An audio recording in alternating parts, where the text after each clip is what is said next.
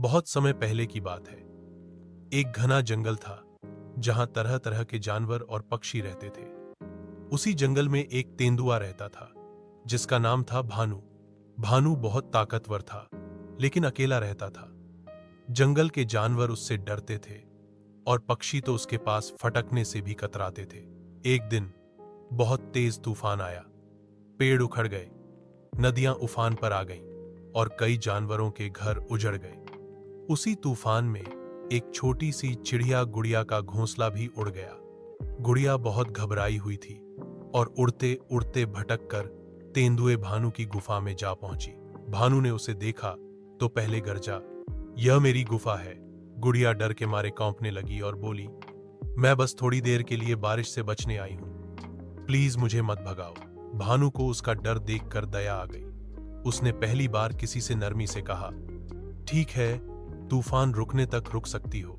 गुड़िया गुफा के कोने में दुबक कर बैठ गई। तूफान की रात बहुत लंबी थी और उस रात दोनों ने एक दूसरे की बातों से समय बिताया।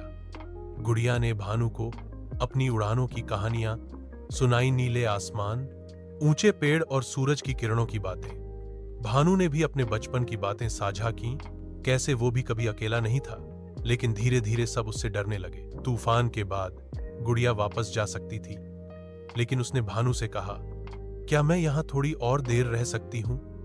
मुझे अब यह जगह अच्छी लगने लगी है। भानु मुस्कुराया और कहा, हाँ, अब मुझे भी तुम्हारी आदत सी हो गई है।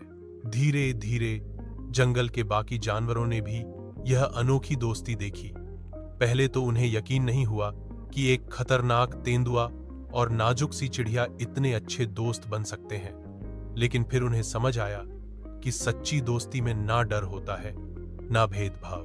गुड़िया हर सुबह भानु को सूरज की पहली किरणों की जानकारी देती और भानु उसे जंगल के नए रास्ते दिखाता।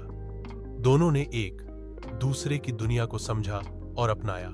एक दिन जब जंगल में आग लग गई तो भानु ने अपनी जान की परवाह किए बिना गुड़िया और उसके अंडों को बचाया।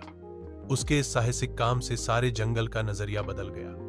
अब भानु को सबने एक रक्षक के रूप में देखा। सीख, इस कहानी से हमें यह सीखने को मिलता है कि सच्ची दोस्ती जात पात, आकार या प्रकृति नहीं देखती।